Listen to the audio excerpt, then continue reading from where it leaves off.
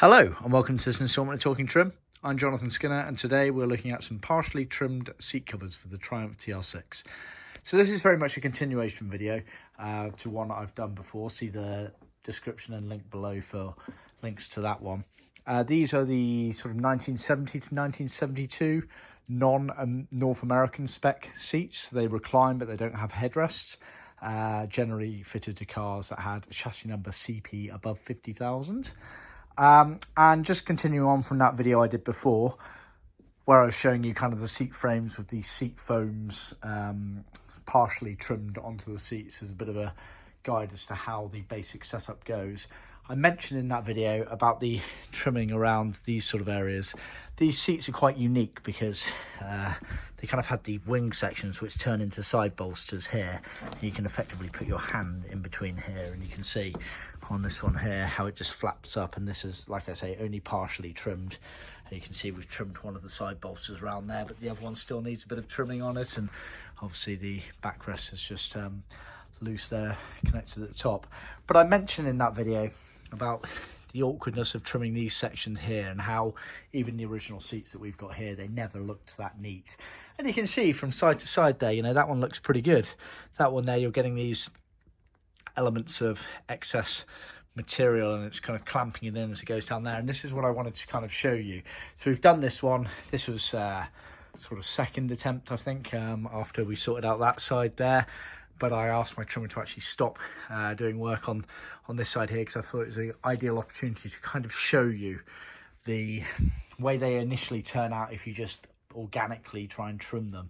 You'll always find, if you look here, they look quite neat on these partially trimmed on, but as soon as you're putting any downward pressure on, you start to get these little dimple elements in the material. It's not always going to be the case, but it's because of the odd design, shall we say, of these particular seats. And like I say, they were not great from the factory anyway, so I just thought I'd kind of show you what the best way of doing it is. Obviously, you know, you want to make them as good as possible, and the way to do that, let me just rest it on the floor, otherwise it's going to fall down.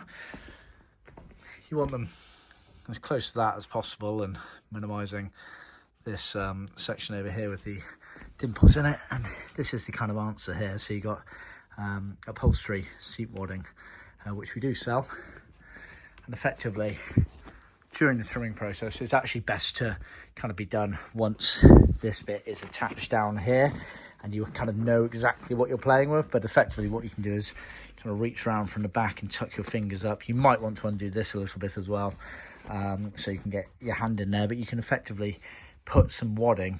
That's way too much, obviously. You can put some wadding, tuck it in behind there, and just slowly pack it out, basically. And that's how you go from that sort of finish to that sort of finish, is by packing it out with this wadding here. So just a little tidbit I thought I'd throw in there before we continue on trimming these seats here, because I figured it was an ideal opportunity to kind of explain and show you how organically they just want to go like that because of the odd design of the TR6 seats, but how you work around that during the trimming process. Just to kind of show you as well, a bit of an insight into how the side bolster is trimmed. So you're sort of pulling it through, trimming it round, obviously cutting gaps into where the webbings are there, then using the U-clips to attach it on, etc. Obviously this side we haven't bothered doing yet, but that's effectively the process there. Obviously the next stage is you've got on this backrest here, you've got this calico scrim, which if you remember from the previous video, depending on who you ask, people can just chuck it down there, job done effectively. Or originally, and I believe the best way of doing it, is you pull it round the corresponding webbing and glue it to that there, and that will mean you end up with a quite defined indentation. Kind of up to you how much you want it defined. Some of the cars really had some definition as that kind of curved in effectively on there, but kind of up to you.